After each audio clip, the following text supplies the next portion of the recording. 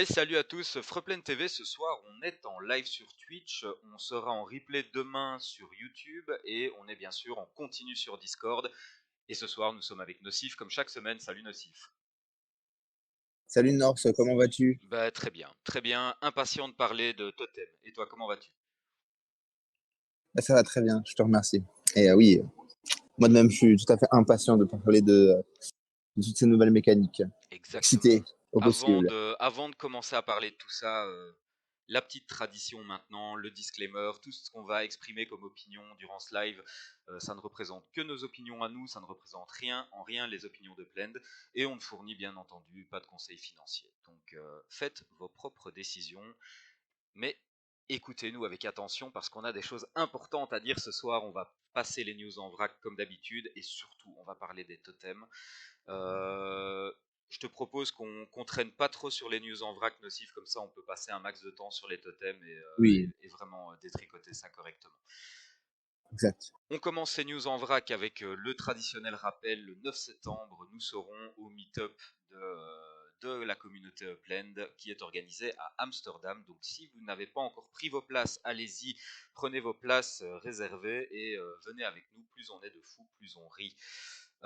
Ensuite, qu'est-ce qu'on a pu remarquer? Alors, pour faire écho à la news d'il y a 2 semaines, je pense, si je me souviens bien, on avait la possibilité de gagner des blocs Explorer en réalisant des missions dans les Layer 2 qui sont Upland Kingdom et Uplandia, si vous vous souvenez.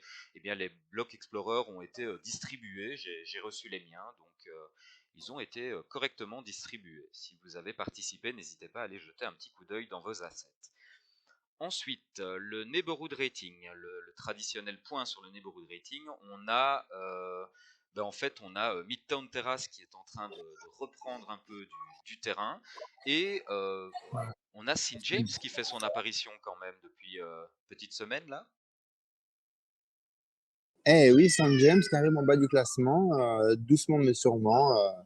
Ouais, grosse remontée pour Saint James depuis qu'il y a les métaventures qui sont arrivés. Donc voilà, très content. Excellent. Au niveau du classement, le voici si vous voulez jeter un petit coup d'œil au score.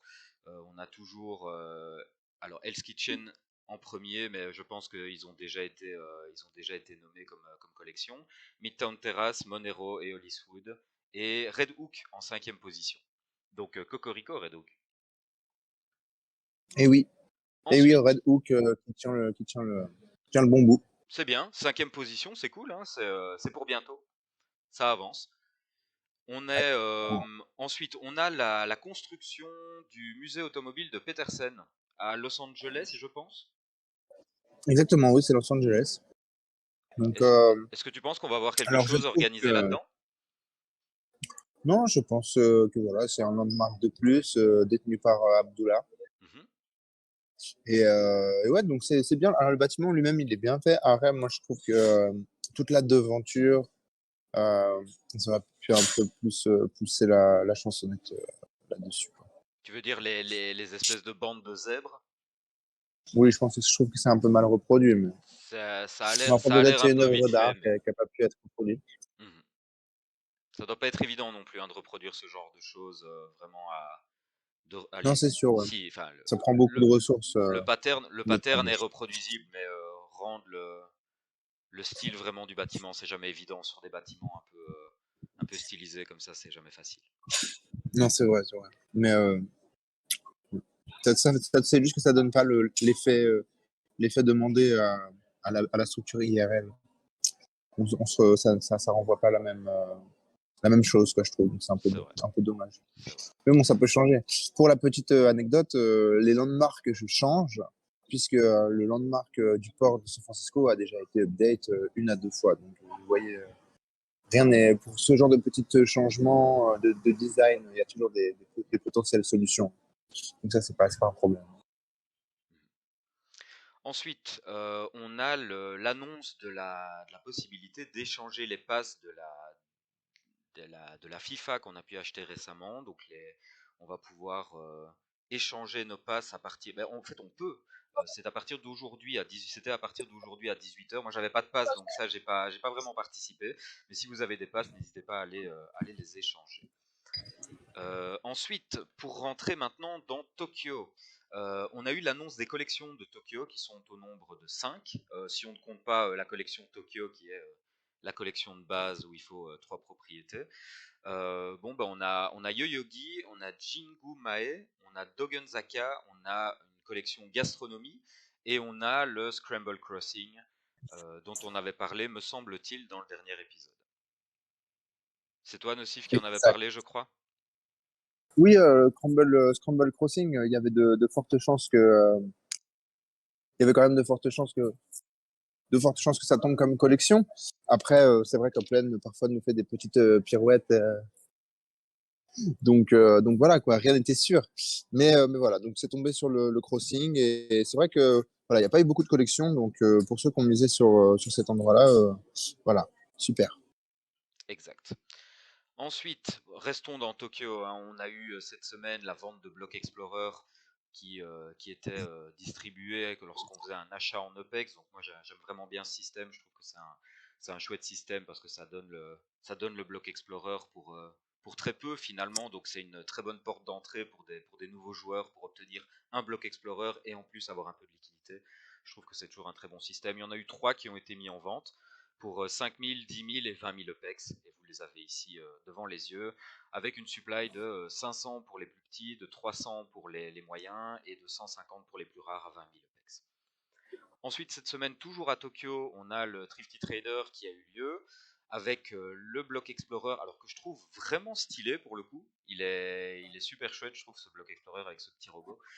Il y avait ce Block Explorer à gagner et évidemment toujours des prix en Apex et en Spark pour ceux qui arrivent à se classer dans les premiers. Là ici, je vous mets le tableau des gagnants et je vais bouger ma caméra pour que vous puissiez voir exactement ce qu'il s'est passé. Donc si vous voulez jeter un petit coup d'œil, vous avez le top 20 qui est ici affiché. Badja au sixième, hein, bravo Badja. Bajao 6ème, c'est clair. C'est de chez nous ça, bravo Bajao. On a ensuite les Standard Challenge pour le mois d'août qui ont été annoncés.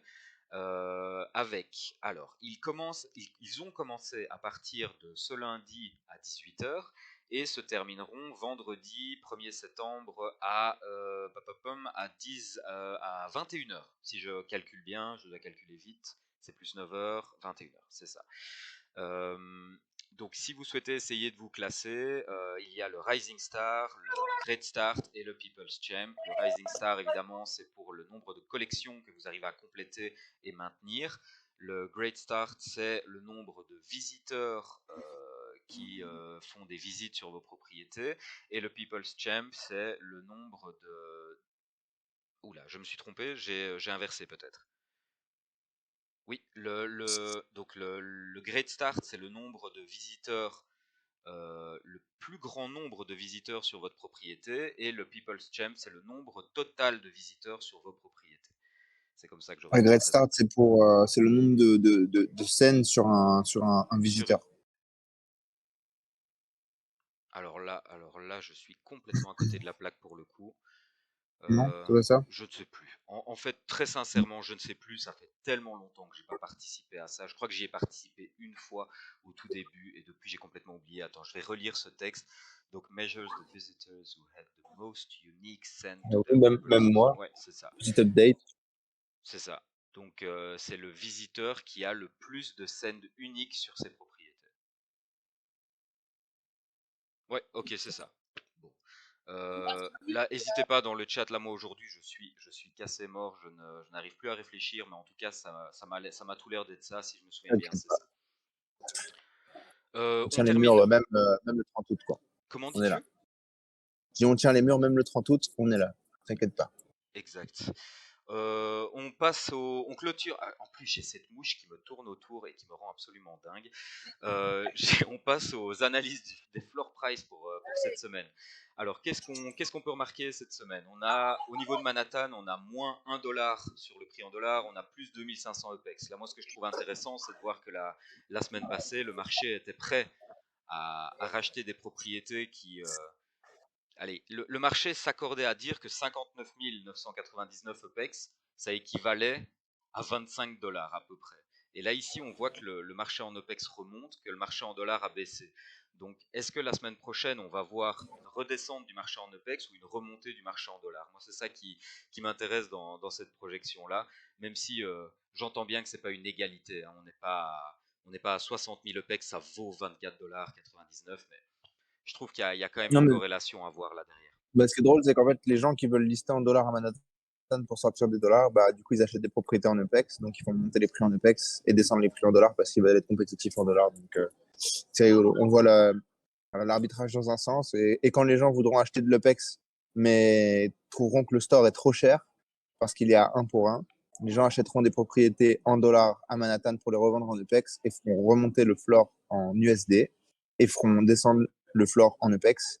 Pourquoi? Bah, ça dépend de la contraction, mais théoriquement, il y aura plus de supply en EPEX. Donc, du coup, voilà. Ça, on verra. L'arbitrage. C'est encore une théorie qui va devoir se vérifier parce que je suis pas sûr encore que l'arbitrage soit tout à fait efficace sur Upland pour l'instant. Mais on va vérifier ça un petit peu avec le temps. Au niveau de San Francisco, on a 11 centimes de baisse sur le dollar et on est sur un prix équivalent en EPEX. Au niveau de Londres, on est à 1 dollar de plus et 1900 EPEX en plus. Donc, belle appréciation de Londres cette semaine. Et à Tokyo, on est, bon, ben là, on va dire statu quo, on est à 8 centimes de différence et 1500 EPEX quand même en moins cette semaine par rapport à la semaine passée. Nocif, je te laisse faire le commentaire pour les plus grosses transactions. Alors, bah, une baisse significative, hein, si je ne me trouve pas, genre, globalement. Enfin, globalement, non, mais voilà. À part cette grosse transaction en dollars à Manhattan, ça restait assez faible. 280 000 OPEX pour Harlem, bon, ça reste très faible, surtout pour une propriété de 1000 UP2. San Francisco, c'est pareil, hein, on a la plus grosse transaction de 62 dollars, c'est rien du tout. 160 000 OPEX, c'est vraiment pas grand-chose. À Londres, ça se tient quand même. Mais bon, une fois de plus, c'est quand même un ultra rare qui est parti à, à 900 dollars, donc une grosse propriété dans West End. Ça reste un gros chiffre, mais proportionnellement, c'est pas dingue non plus. Voilà, donc une propriété qui part à 710 000 OPEX à Farrington Within, 315 OPEX, pas fou non plus. Et voilà, Tokyo. Donc Tokyo pour un, voilà, on a une fois de plus un prix très raisonnable pour un terminal, qui est quasiment au prix du mint en EPEX. Peut-être que ça fait partie d'un plus grosse transaction, mais ça reste. Si c'est juste ce trade-là, c'est léger. Et on a voilà une grosse transaction de 716 dollars à Dogenzaka. Et bon, dans la semaine d'après release, c'est pas fou non plus. Moi, ce que je note de tout ça, c'est que surtout à Tokyo, en fait, il y a une grosse activité avant le collection reveal. Et la majeure partie de l'activité a eu lieu à ce moment-là. Et on voit voilà, donc, une désescalade de la contraction du marché. Voilà, c'est normal, Comme une fois de souvent, hein. plus, hein, une ville en plus, pas énormément de nouveaux joueurs. On s'attendait pas à quelque chose d'incroyable. Pour ceux qui veulent s'installer à Tokyo ou quoi que ce soit comme plan voilà, de long terme, ça va être intéressant de rentrer sur le marché dans pas très longtemps, je pense. Exact. Je te propose qu'on parle des totems maintenant. On est quand même là pour ça ce soir. C'est le Exact. gros sujet. Moi, en tout cas, c'est ce qui m'a occupé vraiment dans la préparation de cet épisode. Et je trouve qu'ils ont donné quand même beaucoup d'informations qui nous permettent maintenant d'avoir une vision plus ou moins éclairée, en tout cas, sur ce qui arrive. Mais ça n'empêche pas un deuxième disclaimer. Il y a quand même certaines choses qui risquent d'être dites qui sont de l'ordre de la spéculation pour l'instant. Il nous manque encore certaines infos pour vraiment voir comment les mécaniques vont se mettre en place. Donc prenez ce qu'on va dire pour ce que c'est-à-dire pour une analyse qui se fait au moment T avec les informations qui nous sont données. La première chose qu'on peut signaler, c'est déjà le site upland.me/totems sur lequel je vous invite à vraiment aller faire un petit tour si vous ne l'avez pas fait, parce qu'il y a, alors j'ai pris la capture cet après-midi, maintenant le compteur n'est plus exact, mais il y a un compteur qui décompte le temps et qui nous amène vers la possible vente de passes. Ce qui est, je vais vous expliquer exactement le système de passe juste après, mais en tout cas, les totems sont en cours de fabrication. Donc là, ici, j'ai été faire un petit tour sur Upland, j'ai repéré les 4 usines qui produisent pour l'instant des totems. On en a une qui se trouve à Los Angeles à Gold Street. On en a une seconde à Los Angeles qui est à Remet Avenue. On en a une troisième à Fresno. Alors là, ici, si vous ne voyez pas les totems, ils sont en minuscules parce que la propriété est déraisonnablement grande. Donc les totems sont en fait les deux petites lignes colorées que vous voyez ici en dessous. Ça, c'est West Madison Avenue à Fresno. Et la dernière usine qui est ici, c'est à Bear Hollow Road, qui est à Nashville. On a pour l'instant, regardez un petit peu avec Nocif tout à l'heure, on est à peu près à 400 totems qui ont été produits. 449 si ma mémoire est bonne, quand on a regardé tout à l'heure. Donc là maintenant on doit être proche des 460. Nocif, tu souhaites déjà commenter quelque chose au propos de tout ça ou je continue? Non, tu peux continuer. Donc, comment obtenir des totems? Ça, c'est la grande question. Ça va être fait via la vente de passes. Donc, les passes vont être vendues en plusieurs phases et on devrait avoir une première vente de passes à la fin du compteur, c'est-à-dire dimanche à 9 h du matin. Donc voilà, donc soit c'est l'ouverture des inscriptions. Soit c'est l'ouverture. Alors ça c'est voilà, ça c'est en effet c'est la première spéculation. Il faudra s'inscrire pour ces passes. Donc comme tu le dis Nocif, soit on pourra s'inscrire dimanche matin et minter seulement les passes à partir de lundi Du peut-être, matin. ou alors il faut vérifier un petit peu plein samedi déjà pour voir si samedi matin à 9 h on peut s'inscrire pour que le mint se fasse dimanche. Ça, il faudra voir et suivre un petit peu les actualités. Ces passes donc vont être en vente, ça va être des passes uniques, il n'y aura pas différents niveaux de rareté. On n'a aucune idée du prix en EPEX des passes, on ne sait pas s'il y aura possibilité de les acheter en dollars. Normalement non, je pense qu'il n'y aurait pas moyen de les acheter en dollars, mais je suis pas encore tout à fait sûr de ça. Je me base simplement sur la communication ici où il est marqué en dessous de la troisième image là ici, acheter des Mystery Pass en EPEX dans le PEX Store, mais je pense, Pas de mention de je l'ai la vu, version web, donc j'ai l'impression de l'avoir vu passer quelque part. Je sais plus où. Je sais plus où, en mais j'ai dollars. l'impression de l'avoir. Non, en OPEX uniquement. Ah. Mais j'arrive plus à retomber sur l'information. Donc j'ai cherché tout à l'heure et j'arrive plus à retrouver. Donc j'ai envie de croire ça, mais je suis pas sûr. Les totems vont être libérés en 5 phases. Donc, pour l'instant, on est au premier chapitre. Vous avez peut-être vu, ils nous ont sorti une petite vidéo d'ailleurs, et je vais vous la mettre en arrière-plan, comme ça, si vous ne l'avez pas vue, vous pouvez avoir une petite idée de ce qu'ils nous ont préparé. Ils nous ont fait un trailer carrément on dirait un film hollywoodien le truc, avec des animations un peu simples, mais c'est monté un peu comme un trailer hollywoodien, c'est marrant. Donc ça, ce trailer nous annonce en fait l'arrivée de la première phase de vente de passes, qui va être le chapitre 1. Ces passes vont nous donner l'accès à 2 totems différents, qui seront les palmiers et les dragonflies, ça se traduit. Libellules? Oui, ce sont les libellules. Libellule. C'est ça, oui. Libellule. C'est ça. Donc dans un premier temps, on va pouvoir avoir accès à ces 2 types d'êtres vivants.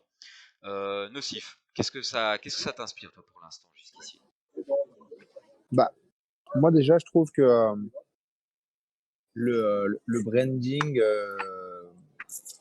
est top. Donc, c'est-à-dire d'avoir lancé voilà, toute une atmosphère, toute une ambiance pour le totem, les totems et les protems.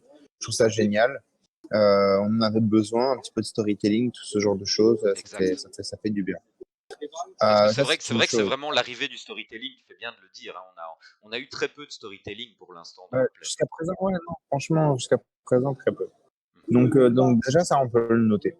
Ensuite, bon, la qualité, je trouve que bon, c'est vrai que les animations avec Miles, bon, on pourrait dire que c'est simple, mais bon, c'est vrai qu'on n'a pas Hollywood encore derrière qui fait tout ce qui est promo pour Upland. Donc, Pas encore. c'est déjà très bien. Et c'est vrai que voilà, ça, c'est pour noter toute l'histoire autour. Et c'est le premier épisode, donc il va y avoir 5 épisodes, c'est ça. Il va y Et avoir 5 épisodes, oui. voilà, on va voir si l'histoire vaut le coup, ça serait sympa, même si c'est quand même très très secondaire. Voilà, et puis, pour le reste, on va voir ça plus tard. Alors, ce qu'il faut signaler, c'est qu'il y aura 5 phases de vente de passes, avec à chaque fois 2 totems. Donc on pourrait se dire qu'il y en aura au final 10, mais en fait il y en aura 11, parce qu'à la Genesis Week, le lama qui avait été présenté, le lama en or, tu te souviens de ce lama avec des traits extrêmement favorables, sera le 11e, la 11e forme de vie qui va être annoncée. Ça a été confirmé pour le coup par Aidan dans l'Upex Podcast, et on peut l'affirmer de source sûre. Donc il n'y aura que 10 totems en vente dans les passes, et le 11e a déjà été gagné. Ensuite, combien de totems au total? Il va y en avoir 5555. Donc, est-ce que tu peux baisser? Ah oui, tu sais t'éloigner un petit peu, ou c'est compliqué, Nassif? C'est bon. Ok, nickel, super. Il y en aura 5500 en tout. Tout ça pourquoi? Au final, tout ça pour amener la mécanique du stem et du protem. Le protem étant la version de test, on va dire, du stem. Le stem, ce sera le token final qui, au même titre que le Spark, s'occupera des éléments vivants, là où le Spark s'occupe des éléments non vivants. Donc c'est un enjeu qui est important. Je pense qu'on comprend aujourd'hui tous l'intérêt du Spark. Et je pense que le stem aura, avec d'autres mécaniques, avec un autre fonctionnement, avec d'autres manières de l'utiliser, mais aura une importance tout aussi large que celle du Spark. Si vous ne le savez pas, tous les protems que vous allez réussir à générer en achetant vos passes pour avoir des totems et en faisant croître votre base de protems, tout ce que vous allez réussir à gagner sera in fine échangeable un pour un en stem. Donc si vous arrivez à gagner, mettons, 100 protems, ces 100 protems in fine deviendront 100 stem. Donc il y a un enjeu derrière, et je pense que ça risque d'intéresser pas mal de gens. D'ailleurs, je jette un petit coup d'œil de coin au chat, et je vois que Raskar nous confirme en effet que c'est écrit que c'était en Upex uniquement les achats de passes. Donc je ne l'ai pas rêvé, je l'ai bien vu quelque part, mais je n'ai pas réussi à le retrouver. Merci Raskar. Ça c'était pour le petit point sur le stem et le protem. Dans toute cette mécanique avec les totems, il va y avoir une notion de cycle. Alors un cycle, qu'est-ce que c'est? Je vous ai mis un des NFT ici en image pour que vous puissiez le voir. Juste, je ne sais pas si on voit ma souris, je ne sais jamais si on voit ma souris en fait. Quand je fais ça, je devrais peut-être... Là, je la vois pas. Est-ce qu'ici on voit ma souris? Ah oui, là, on voit maintenant. Ok, super. Donc là, vous voyez que sur le totem même, vous avez une petite inscription ici qui dit en cycle, et le cycle se termine dans 30 jours. 30 jours, c'est la durée totale d'un cycle. C'est la durée pendant laquelle les totems vont être actifs. En dehors de ces cycles, on considérera que les totems sont en hibernation et ne produisent pas, et ne produisent rien du tout. Donc, comment ces cycles vont se déclencher, ça pour moi c'est encore une inconnue. Par rapport à ce que j'ai lu, c'est une inconnue. Je ne sais pas si les cycles vont être déclenchés par Upland, ou si à un moment les cycles vont être laissés en roue libre et vont pouvoir se succéder. Dans un premier temps, je pense qu'on va avoir un cycle et que ça va s'arrêter. C'est ce que Upland a dit. D'ailleurs, ils ont dit que les prochains cycles dépendraient du succès du premier. Donc en gros, si ça marche vraiment très très fort le premier cycle, il est possible qu'un deuxième cycle suive assez rapidement. S'il y a un début laborieux, qu'il y a plein de problèmes, etc., il est possible qu'on ait une période de calme et d'accalmie avant qu'un autre cycle ne soit lancé. Il n'y a même peut-être pas d'autres cycles qui pourraient être lancés. Ça, c'est une possibilité également. J'en doute, mais c'est une possibilité. Donc parlons-en. On a dans le chat Brizio qui nous dit que c'est peut-être en fonction des saisons de Upland. Il n'y a rien d'officiel qui a été communiqué à ce propos. Ça pourrait avoir du sens, ça pourrait s'inscrire dans un narratif et dans le storytelling général de Upland. Pourquoi pas, ça aurait du sens, mais il n'y a rien qui a été annoncé dans ce sens pour l'instant. Et le cycle, on va probablement y revenir un peu plus tard quand on va expliquer les mécaniques avec les traits, parce que ça aura une importance toute particulière.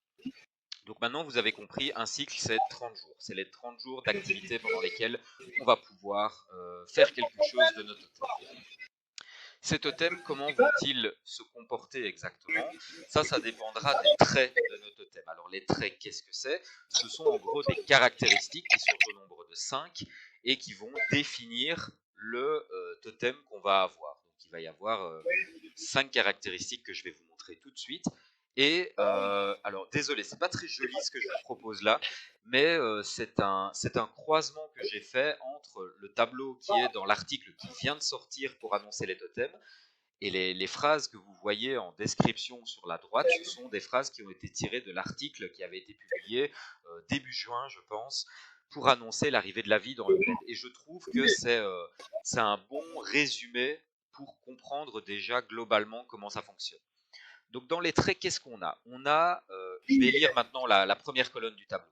Les traits visuels, on va avoir la première, la forme de vie. Quelle forme de vie a-t-on? Est-ce que c'est un palmier ou est-ce que c'est une libellule? Voilà, ça c'est une forme de vie. Ensuite, on va avoir un style, on va avoir une couleur, on va avoir une taille et on va avoir un socle pour le totem. Et chacun de ces traits est associé à un attribut. Et cet attribut, c'est un attribut dans le gameplay vraiment, dans le comment ces totems vont fonctionner et comment la production va pouvoir être influencée. Donc, en fonction de ce que vous allez avoir dans vos traits, avec votre totem random que vous allez recevoir en échangeant votre passe, vous allez avoir des avantages ou des désavantages dans certains de ces attributs. Et je vais maintenant décrire ces attributs pour qu'on comprenne exactement de quoi on parle. Le premier attribut, c'est l'output, qui est lié à la forme de vie. Donc, le palmier aura une sorte d'output, la libellule aura une autre sorte d'output. L'output, c'est quoi? C'est ce qui détermine combien de prothèmes vont être gagnés par rapport à l'input qui a été donné. L'input, généralement, quand on va parler d'input, comprenez nourriture. Moi, en tout cas, ça m'a beaucoup aidé pour vulgariser un petit peu les termes. L'input, c'est clairement de la nourriture pour vos totems. La nourriture, c'est du prothème. Vous donnez X prothème à votre totem, c'est l'input. Voilà, c'est la nourriture que vous lui avez donnée. Donc l'input, qu'est-ce que c'est ici? C'est le nombre total de prothèmes qui peut être dépensé pendant un cycle. Donc l'input, c'est pas le nombre de nourriture que vous allez lui donner à chaque repas, c'est le nombre total de nourriture que votre totem va prendre sur l'intégralité des 30 jours. Et ça, c'est important de le comprendre parce que après, quand vous allez devoir nourrir votre totem, vous allez fatalement devoir le nourrir à des intervalles, je ne sais jamais, réguliers, et à intervalles réguliers, oui, c'est ça. Et il va falloir tenir compte de combien de nourriture au total votre totem doit avoir pour savoir combien lui donner à chaque fois et partager correctement votre stock de nourriture. Ensuite, on a la couleur qui, elle, influence la fréquence. La fréquence, c'est exactement ce que je viens de vous expliquer. C'est à quelle fréquence faut-il donner du prothème à votre totem. Tous les quand faut-il le nourrir, en gros. Il est normal qu'un cactus dans le désert, on lui donne une fois de l'eau tous les 3 mois et il survit. Alors qu'un animal, je sais pas moi, une souris qui bouge très vite, qui dépense beaucoup d'énergie, a besoin de manger souvent et a besoin d'apports énergétiques fréquents. Donc voilà, ça émule un petit peu cet aspect de la vraie vie. Le quatrième trait, c'est la taille, qui est en fait la capacité.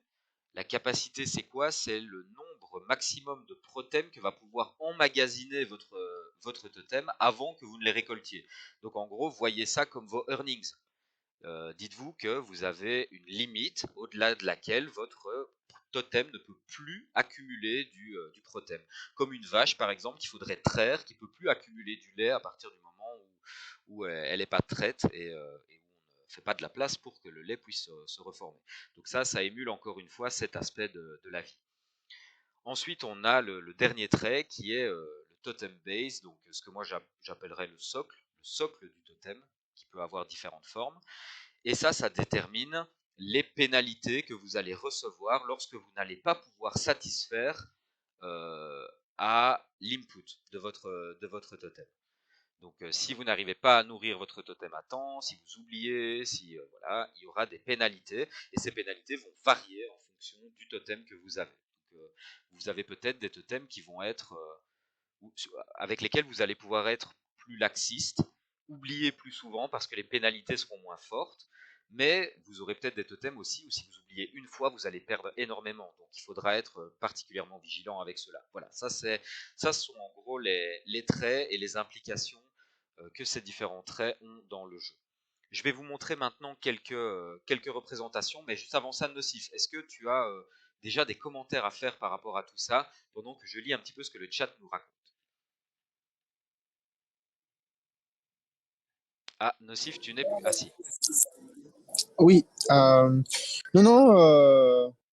Continue. Ok, Je saurais rajouter des choses pertinentes. ok, nickel. Est-ce que tu peux épingler les messages dans le chat s'il y a quelque chose d'intéressant ou tu n'as pas accès au chat?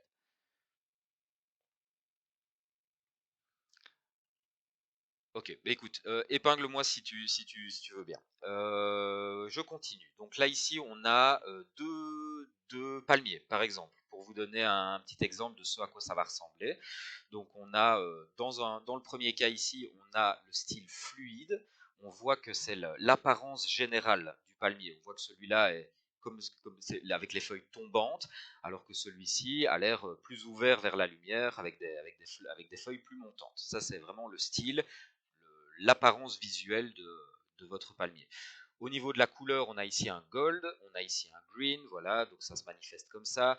On a une base carrée ici qu'on voit bien, le socle, alors qu'ici on a un socle hexagonal. Donc vous voyez comment ça se représente. Ça va se représenter, j'ai oublié de vous dire d'ailleurs que tous les totems sont des maps assets, donc lorsque vous allez les poser sur une de vos propriétés, c'est exactement ça que vous allez voir. Vous allez voir cette représentation exacte avec le bon socle, avec la bonne couleur, le bon style, voilà, tout sera représenté parfaitement.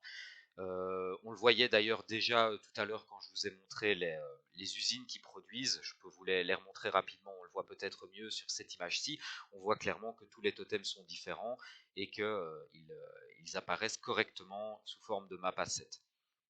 Qui dit map asset d'ailleurs, soit dit au passage, dit également qu'on pourra les vendre. Donc ça c'est plutôt intéressant, hein. Ça veut dire qu'il n'y a pas de blocage dans un premier temps sur les ventes de totems. Donc même si à la limite vous hésitez sur le gameplay, vous n'êtes pas sûr que ce soit pour vous, mais vous souhaitez jouer le coup plus achat-revente, le flip de totem, c'est tout à fait possible. Vous pouvez vous positionner pour ce genre de stratégie également. Je reviens sur la slide. Voilà.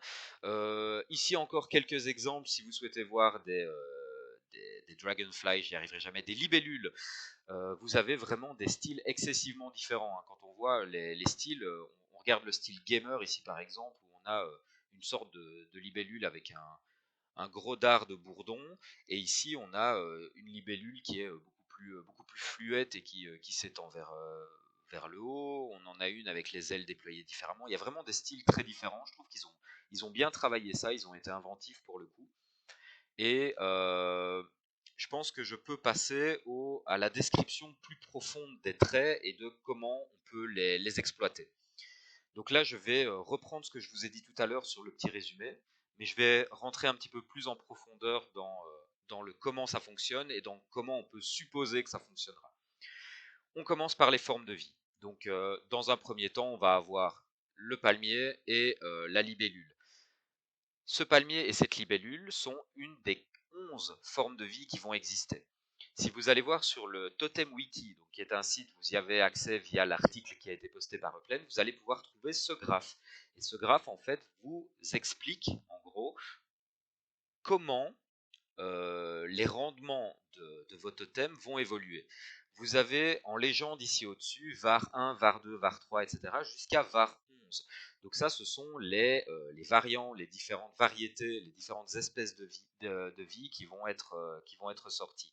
Donc on peut se dire que notre libellule et notre palmier vont être une de ces 11 courbes représentées ici sur le graphe. Je pourrais éventuellement vous donner ma spéculation après et vous dire, selon moi, qu'est-ce qui serait quoi. Comment comprendre ceci? C'est pas évident pour l'instant parce que les graphiques ne sont pas gradués, à part l'axe des X ici qui nous représente vraiment le cycle sur 30 jours, donc gradué en jours. Euh, Ça, d'accord, on voit clairement que la rentabilité de nos totems vont évoluer avec le temps selon différentes courbes, mais il y a une grosse inconnue ici, et c'est le daily input que vous voyez en pointillé. Alors ce daily input, pour l'instant, est mis à un point qui, selon moi, et ça c'est ma spéculation, c'est ma compréhension, si vous comprenez ça autrement, dites-le nous dans les commentaires, Selon moi, ce point pour l'instant est posé aléatoirement. Il ne représente pas la réelle position de l'input. Pourquoi?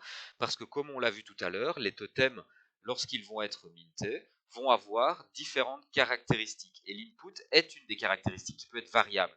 Donc on peut avoir des totems qui vont demander plus ou moins de nourriture.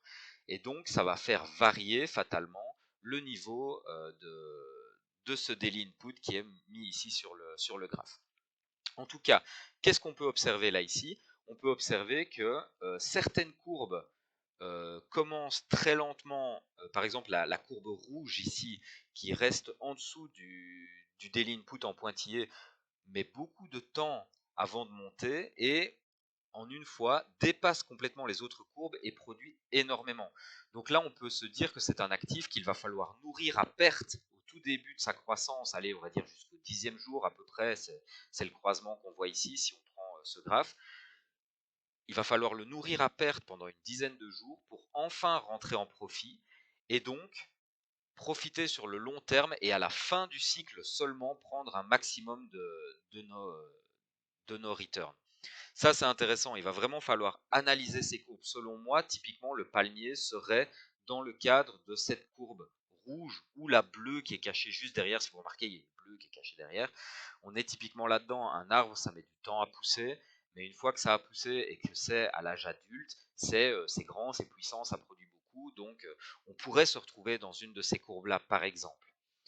Ça, c'est un point qui est vraiment très important à signaler parce que ça va définir comment peut-être optimiser un peu nos rendements. Je ne sais pas encore exactement si on va pouvoir se permettre quand les courbes passent, si on a une courbe qui passe en dessous de notre seuil d'input, je ne sais pas si ça vaudra la peine encore de nourrir le totem. Peut-être que ça vaudra la peine de calculer les pénalités et de voir si on accepte les pénalités en attendant que la courbe remonte peut-être. Enfin voilà, donc ça c'est beaucoup de spéculation, mais il va falloir calculer tout ça.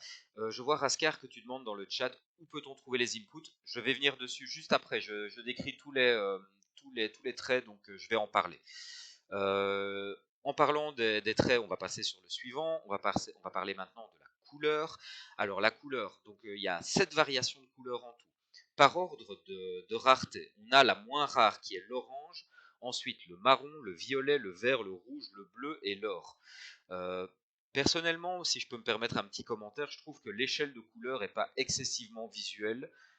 Il va vraiment falloir que je l'étudie cette échelle de couleurs parce qu'elle me paraît pas tout à fait logique. Il n'y a pas de gradation vraiment qui nous amène, à part l'or évidemment qui est le plus rare, mais au-delà de ça, il va falloir les étudier un petit peu. Ces couleurs, qu'est-ce qu'elles nous donnent? Elles nous donnent la fréquence, comme je vous l'ai dit tout à l'heure, donc c'est le nombre de temps qui va devoir s'écouler entre deux repas.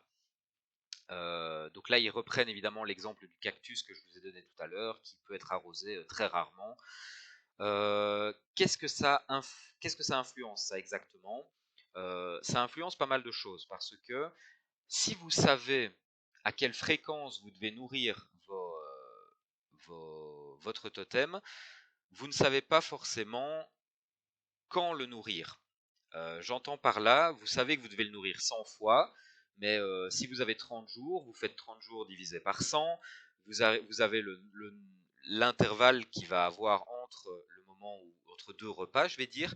Ce qui est important là ici, c'est qu'il y a une notion de timing là-dedans. Donc vous avez votre intervalle de temps. Si vous nourrissez au tout début de l'intervalle, vous allez avoir moins de return que si vous nourrissez au milieu de l'intervalle. Ça, c'est vraiment un des éléments stratégiques, à mon avis, qu'il va falloir expérimenter sur le tas parce que c'est pas encore très clair dans mon esprit pour l'instant.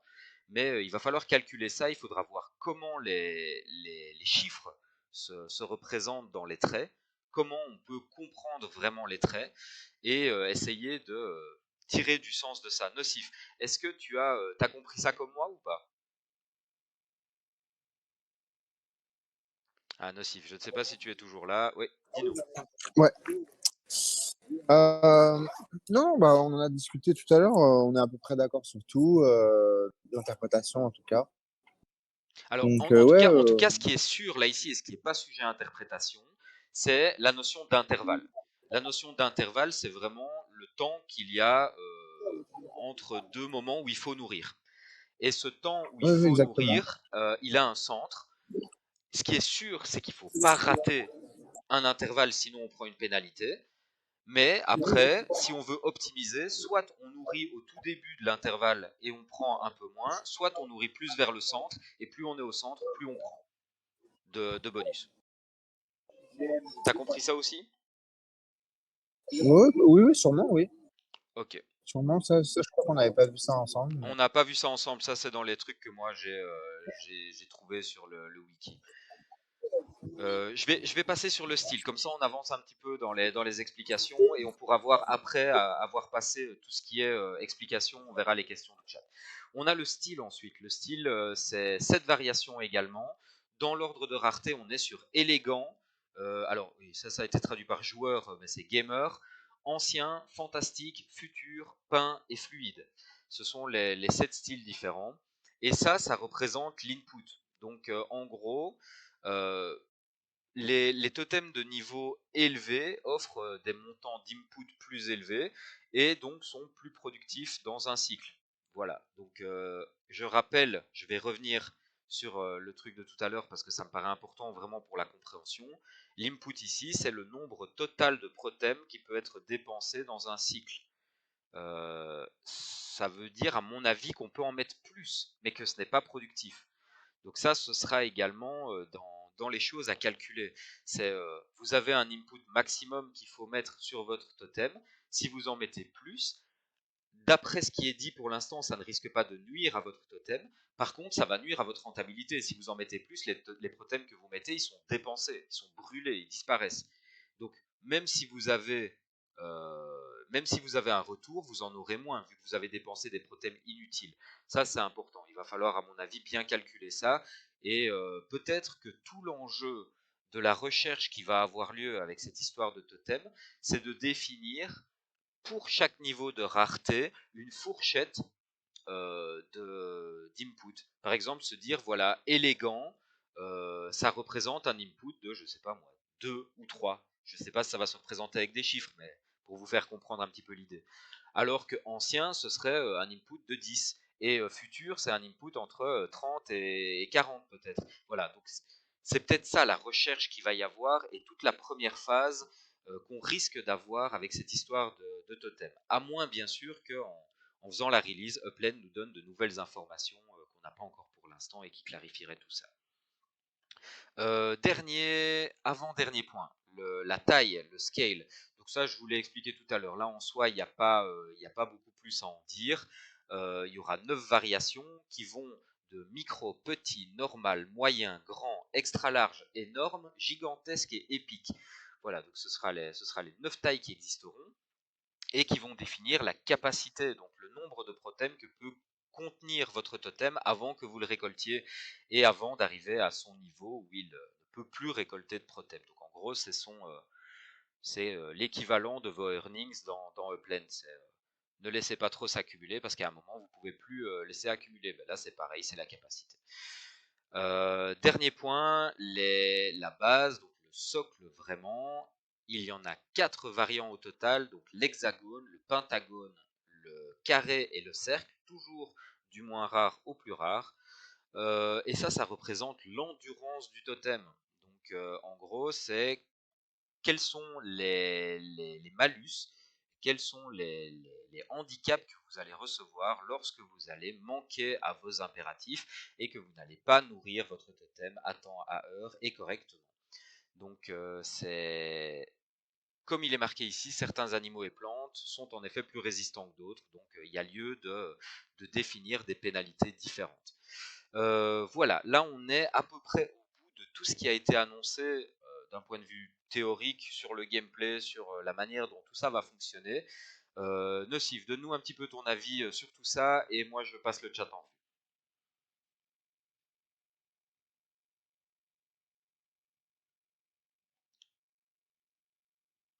Nocif, Oui, es-tu... bah, moi, Oui. j'ai pas vraiment d'avis, hein. C'est vraiment, voilà, Est-ce que tu penses que c'est, c'est du c'est, c'est très gameplay bien. uniquement ou est-ce que tu penses que ça a un intérêt long terme de se positionner là-dessus au vu de ce qu'on sait pour l'instant?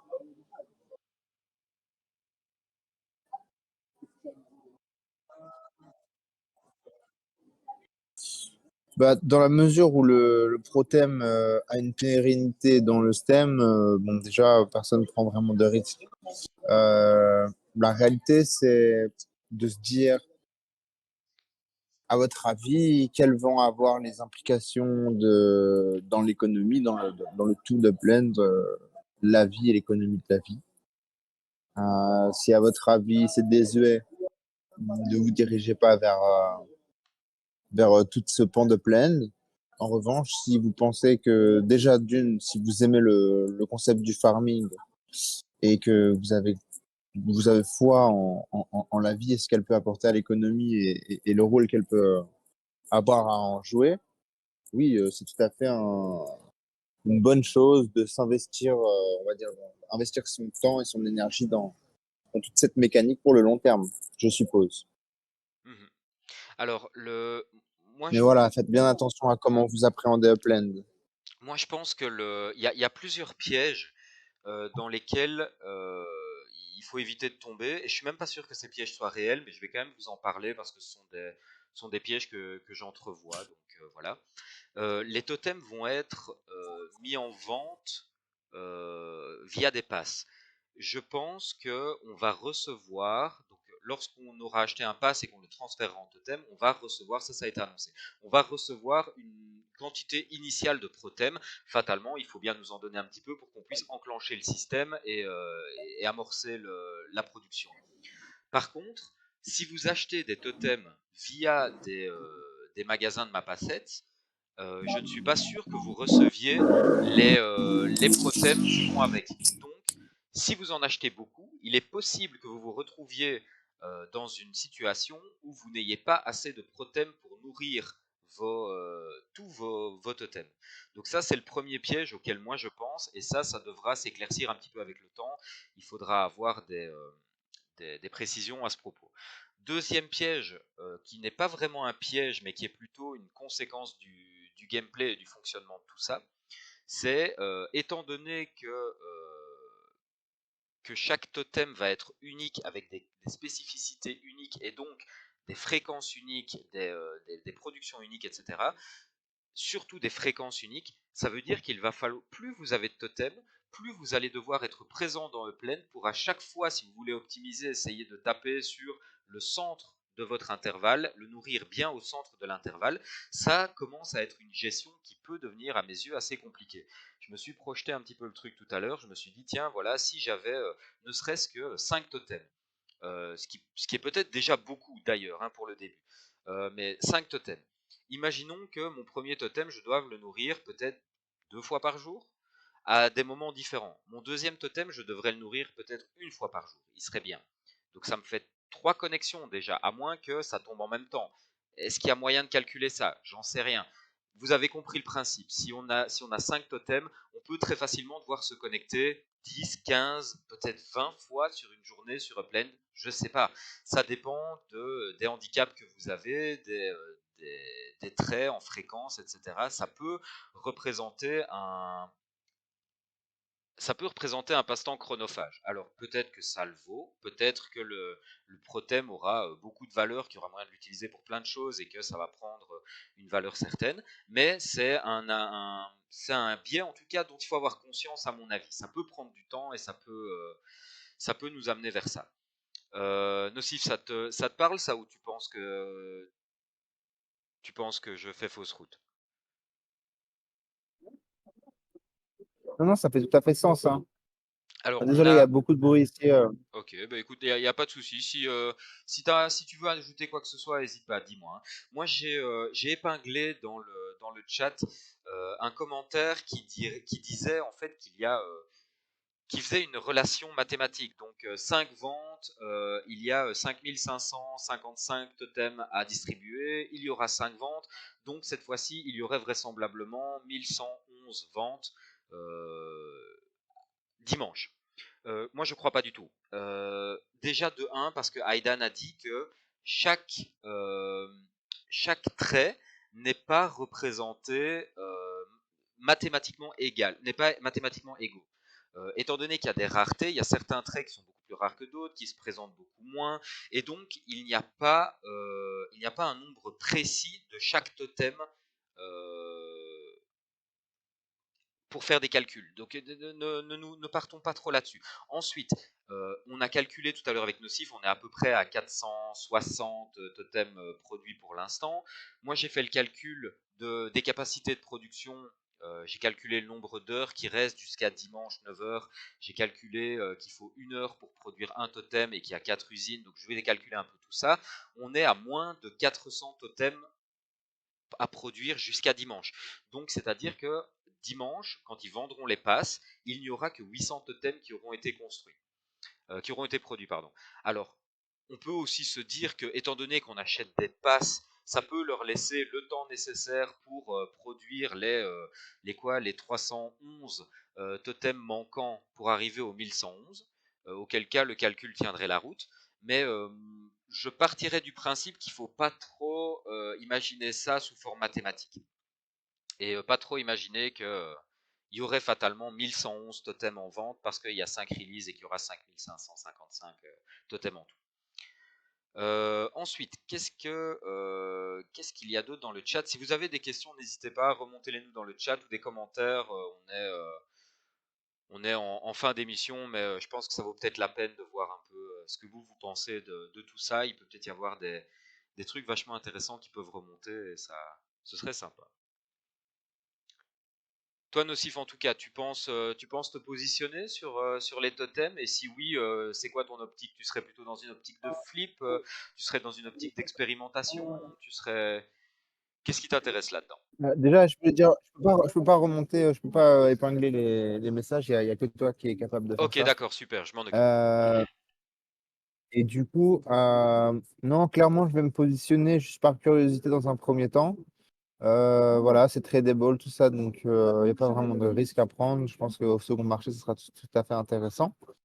Euh, oui, voilà, de toute façon, ça va être très compétitif, je pense. À voir les prix. Les prix, ça va quand même jouer beaucoup sur Alors, l'engagement. tant qu'on est À dans la savoir full spéculation, tu penses combien? Combien pour un totem? Pour un pass, pardon, Non, pour un ça, pass. vraiment, je ne sais rien. Je n'ai pas vraiment de moyen de juger pour l'instant. Mhm. Moi, ce qui m'intéresse le plus, c'est de me demander quelle va être la classe de joueurs que Plaine va chasser voilà, dans ce release Mhm. et dans cette vente dans le store. Je pense vraiment qu'il y a plus de ça. On voit que, voilà, une fois de plus, l'heure est pas. Merci beaucoup. L'heure est pas communiquée, le temps il est communiqué, mais c'est un peu, voilà, il faut aller chercher dans la page d'accueil, etc. C'est pas communiqué comme d'habitude. Voilà, on peut s'attendre à. Aussi, il y a eu une émission, donc dans le PEX podcast, il y a Aidan qui a été interviewé. Il a été assez vague dans la manière dont ça allait être release. Très vague. Voilà, il y a quelque chose, il y a une sorte de voile au-dessus de ce release. Donc, je vous conseille si tout ça, ça vous intéresse, de rester assez, voilà, assez éveillé, assez, Attentif. comment dire, attentif exactement à la situation. Donc voilà, hein, donc c'est donc dimanche matin, dans tous les cas, 9 heures, ça c'est une date cruciale. Est-ce que c'est le début des ventes? Est-ce que c'est le début des enregistrements? Faites attention un jour à l'avance. Enregistrez-vous si potentiellement c'est ouvert, Moi, puisque je je vous pense que ça va conseille pas de être vous forcément connecter communiqué samedi par matin quand Apple. même, hein. Exactement. Voilà. Enfin, pour ceux que ça intéresse, qui veulent pas louper, vraiment minimisez pas. Alors, on a un commentaire dans le chat qui nous parle de fatalement qui dit vie dit reproduction. Donc ça, évidemment, c'est un sujet qui vient très rapidement à l'esprit et il y a pas eu de, il y a absolument rien qui a été annoncé là-dessus. Par contre, moi, je pense que ce ne sera pas pour les totems. Je pense pas. S'il doit y avoir reproduction, je pense que ce sera réservé pour quand les mécaniques passeront en version définitive et qu'on ne sera plus avec des totems mais avec des vraies formes de vie. Ouais, bien sûr. En tout cas, ça n'a pas été communiqué du tout. Mhm. Et ça me paraît Mais trop rapide. Il y a trop de mécaniques à tester, il y a trop de tests à faire avant de parler de reproduction, je crois. bien sûr, donc il Par faudrait contre, rentrer dans déjà les durées de vie, tout ça. C'est des mhm, concepts, je pense que voilà, le pro-thème et le totem, c'est des mécaniques qui vont être utilisées à tester tout ça et à savoir plus où Upland doit se diriger. En revanche, je pense pas qu'on va avoir ce genre de fonctionnalité arriver pour cette sorte de bêta. alors, par contre, Aidan a quand même dit dans le PEX Podcast qu'ils envisageaient une release de la vie dans Upland en 2024. Ouais, voilà. Donc ça, Après, ils c'est nous ont dit que ça ne. Eux, ils seraient probablement prêts pour ça. Ensuite, ça dépend beaucoup de l'institution association Species. Et est-ce que Species sera prêt à cette époque-là? Mhm. L'avenir nous le dira. Mais Ouais. voilà, Upland se calquera, se synchronisera sur Species. J'ai trouvé ça un peu étonnant d'ailleurs. Comme narratif, mais c'est vrai que c'est un narratif qu'ils ont déjà eu, hein, se mettre un peu Ça en fait sens, arrière de ouais. Species comme ça. Moi, d'ailleurs, je pense que je l'avais déjà dit à l'époque, j'y crois pas du tout. Je pense que Upland a une très bonne vue de là où on est Species, où en sont les avancements, etc. Et je pense qu'ils savent très bien ce qui se passe. Oui, Parce que c'est fort parce que probable. c'est trop stratégique. Imagine-toi, la vie dans Upland repose sur cette boîte-là. Alors après, Aidan a l'air de dire que ça ne repose pas aussi fort que ce que je le laisse sous-entendre, parce que lui dit, au final, si Species s'avère ne pas être un succès, il sera temps à ce moment-là d'envisager d'autres voies de développement. Euh, Bah, moi, après, moi, je peux comprendre dans le sens où, comme il l'expérimente déjà avec Upland, c'est-à-dire que quand même, beaucoup de l'avancement de Upland va reposer quand même sur la capacité à la communauté d'absorber certains changements, certaines nouvelles, etc. Si la communauté n'était pas ce qu'elle était aujourd'hui, je pense pas qu'on pourrait avoir autant de releases de villes, etc. Ça serait risqué. Donc il y a quand même cette variable sur, donc on va dire, on va appeler ça la décentralisation d'une manière. Donc si on se retrouve dans un produit similaire, voire encore plus décentralisé sur Species, on peut tout à fait comprendre cette variable immense qui est et qui doit être et dont Plane doit compiler avec, qui rend la tâche plus, on va dire, floue et qui rend le futur potentiellement un petit peu incertain. Ça peut quand même un petit peu se comprendre. Et c'est potentiellement une bonne chose. Ça veut vraiment dire qu'ils veulent faire quelque chose de très décentralisé, etc. Et soit dit au passage, moi, il y a une autre information qui m'a vraiment tapé dans l'oreille pendant le podcast sur le PEX Podcast, c'est que Aidan a dit qu'il travaillait pour que on puisse intégrer les map assets dans l'escroc. Tu as entendu cette information? Oui, alors, bon, bah, ça, c'est en fait, c'est tout simplement parce que pour l'instant, on sait très bien mettre en escroc un NFT, mais dès qu'un NFT a un footprint, c'est-à-dire comme une voiture ou un map asset, alors là, la difficulté s'avère être beaucoup plus grande pour les développeurs de réussir à, voilà, en fait, donc c'est-à-dire réserver du UP2 sur une parcelle qui n'a en théorie pas encore donc le map asset sur cette parcelle. Donc c'est vraiment une réserve dans l'attente d'une acceptation. Et donc tout ça pose a priori des problèmes aux développeurs. Et donc c'est pour ça qu'on n'a pas toutes ces fonctionnalités qui sont encore là et qu'on n'a pas le submergent dans les map assets showroom et les shops de voitures. Donc, voilà, c'est toute cette fonctionnalité qui a un peu de problème à voir le jour. Et donc, Aidan mentionnait toute cette mécanique pour les map assets. Et donc, euh, et donc, voilà, potentiellement l'escroc. Donc, en fait, ça revient ça tombe dans ce grand topic qui est l'escroc et tout ce qui est map assets, Moi, prendre du footprint. moi, ce qui m'intéresse particulièrement là-dedans, s'ils arrivent à intégrer les map assets dans l'escroc, c'est le nombre de services que ça va pouvoir développer. Parce que moi, tout ce que je vois ici dans ce qu'on a expliqué avec le fonctionnement des totems, c'est que éviter les pénalités, ça va être difficile. Il y a d'office des moments où tu vas devoir nourrir ton totem à 3 heures du matin quand 95% des gens sont endormis. Il y a des moments où tu vas pas pouvoir être présent 24 heures sur 24 et ne jamais louper une présence. Et je pense qu'il y a, si on D'ailleurs, arrive à tout mettre, ça, oui, ouais, tout ça me fait penser qu'il y a quelque chose dont on ne parle pas et qui va devenir quelque chose de forcément prépondérant dans l'avenir, mais c'est le soleil, c'est la durée du jour dans Upland et où se trouve le jour et quand. C'est des topics dont on n'a pas du tout parlé et en fait ça commence, bah, on sent le besoin en fait d'en parler et de voir quelles vont être les fonctionnalités autour de ça parce que c'est très juste ce que tu dis. Euh, on ne sait pas comment les cycles vont se caler, mais c'est vrai qu'une personne qui, par exemple, en Europe, a tout à fait en termes de qualité de vie et qualité de gameplay, a tout à fait intérêt à être potentiellement en Europe, dans sa time zone, à utiliser, voilà, créer, à faire du farming sur ces formes de vie qui sont calées avec sa time zone, etc., etc., etc. Mhm. Et donc pour moi, tu vois, ce problème de marché qui va se poser, il y a des gens qui vont râler pour ça, hein. Il y a des gens qui vont être dans l'optimisation absolue de leur totem, qui vont sans arrêt viser le centre de leur intervalle, qui vont vouloir nourrir à chaque fréquence, qui vont vouloir ne prendre aucun malus. Eh bien, je pense que ces gens-là vont à un moment commencer à être nombreux et à nécessiter l'arrivée d'un service. Un service qui pourrait prendre en escroc tes totems et appliquer des règles allez, le repas industriel, quoi. Le repas qui arrive à temps chronométré et qui arrive automatiquement. Oui, je pense que Je pense qu'on ça pourra devrait arriver à être ça, fait. ouais. Je pense vraiment que cette mécanique doit être fait mécaniquement. Mais ce sera des Dans tous les développements cas, tiers, sinon ça, hein. ça. Ce sera des dev shops, ça, probablement, hein. Mais je veux dire, je pense que vraiment une personne doit faire la manœuvre. Sinon, ça perd de tout cette. Voilà, ça rend la chose trop virtuelle, du coup, je pense. Si automatiquement, on pourrait nourrir voilà, des formes de vie sans intervention humaine, juste par un service d'automatisation, ouais, je vois un petit peu le bas qui blesse là-dedans.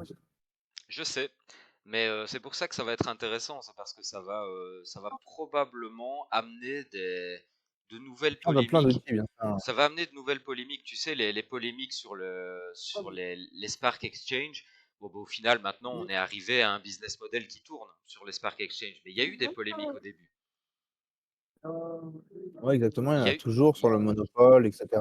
alors, il y en a évidemment sur le monopole, mais moi je parle vraiment dans les systèmes de fonctionnement. Là, je vais dire, on est sur un système de fonctionnement qui est relativement rodé au niveau des Spark Exchange. Oui, exactement, exactement. Et je Non, pense non, que mais c'est sûr tout que ça, ça va on apporter repart à plein, zéro plein avec le d'autres STEM. On outils. va refaire toutes les erreurs de jeunesse, et c'est ça qui est bien. Ça va faire des nouvelles entreprises, du nouveau dynamisme, des joueurs qui vont s'intéresser, des gens. Enfin, c'est des nouveaux marchés qui s'ouvrent. C'est génial tout ça. C'est sûr que quand tu regardes la qualité en termes de gameplay peut émaner à travers le Spark, en revanche, euh,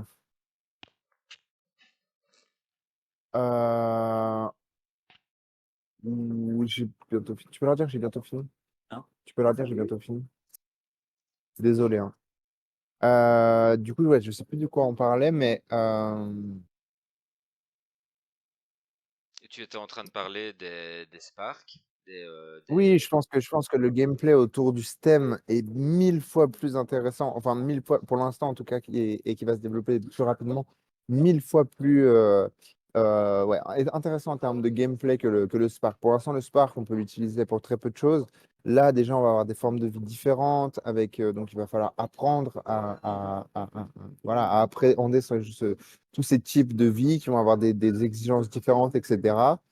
Pour toutes les personnes qui sont voilà, qui adorent le management et le farming, etc., ça va être vraiment un magnifique terrain de jeu et j'espère que Upland va bien communiquer autour de ça et potentiellement, voilà, peut-être on verra les premières.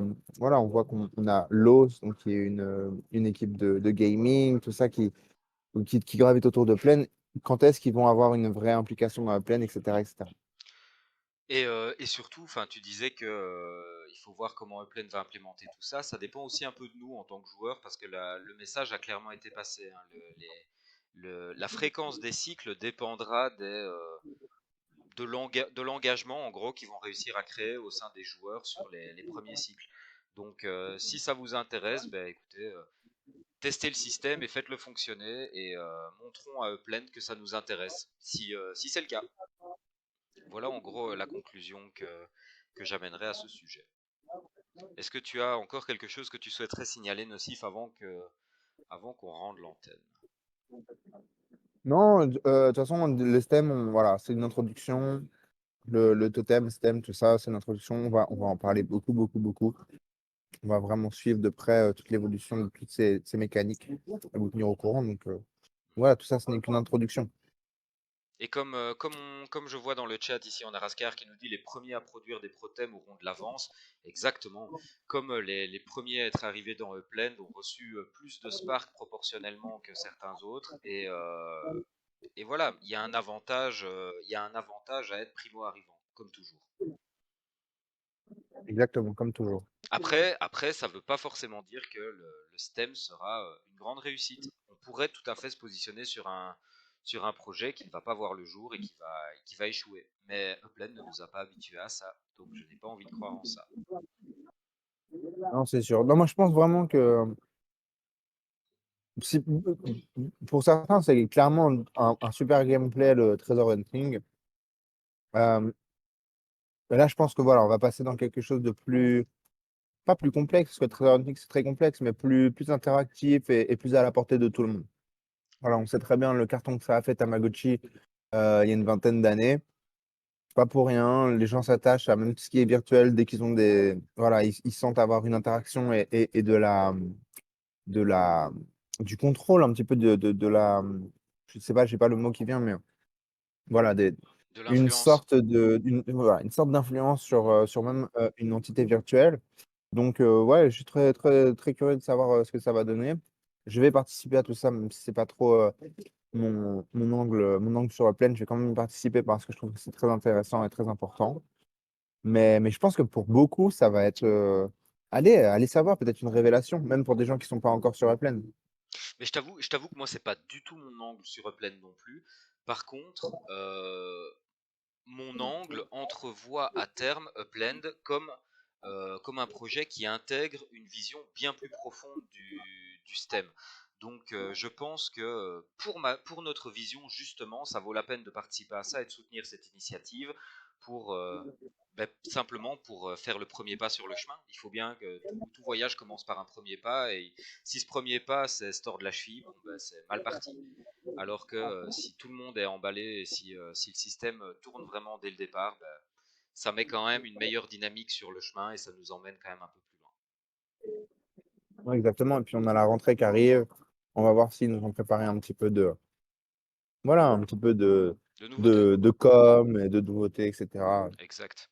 Et je ne doute pas un seul instant que le STEM ce soit un big deal, comme ils aiment dire en anglais, hein, que ce soit quelque chose d'important pour eux. Donc je pense qu'ils vont y mettre les moyens et ils vont mettre les moyens tant en termes de communication qu'en termes de développement et d'intégration dans Upland. Je pense que c'est une mécanique qui pourrait s'intégrer vite si la communauté répond présente et si on est là. Ouais, moi, ce qui serait génial, ce serait ouais, peut-être un nouveau partenaire qui pousse un petit peu le concept, ce genre de choses. Allons voir. Je pense que ça Allons arrivera. voir. Tu sais, Upland, ils font des releases liées à des partenariats stratégiques. Donc, pour l'instant, on n'en a pas entendu parler, mais peut-être que le STEM est lié à un partenariat stratégique qui va être annoncé dans un futur. Peut-être. Enfin, bien sûr, il y Hmm. a Species hein, comme partenariat stratégique derrière le STEM, bien entendu, mais je veux dire un partenariat plus corporate, quoi, plus d'usage et pas Donc, d'infrastructure. voilà, qui ramène un petit peu de joueurs, quoi. Mhm, exactement, exactement. Enfin voilà, est-ce qu'on s'en arrête là, Nocif? Oui, je pense qu'on a fait le tour. Je pense on a plutôt bien fait le tour. De toute façon, on vous reparlera probablement copieusement du Protem et du STEM fatalement dans les épisodes à venir. On vous donne rendez-vous mercredi prochain. Comme d'habitude, on sera là au rendez-vous. Et Nocif, à bientôt. À bientôt À à bientôt. tous. Je passe en mode Très bonne métaverse, bien semaine. entendu, comme d'habitude. Et je vous dis à la semaine prochaine. Ciao, ciao. Ciao les gars, à la semaine prochaine, mercredi prochain.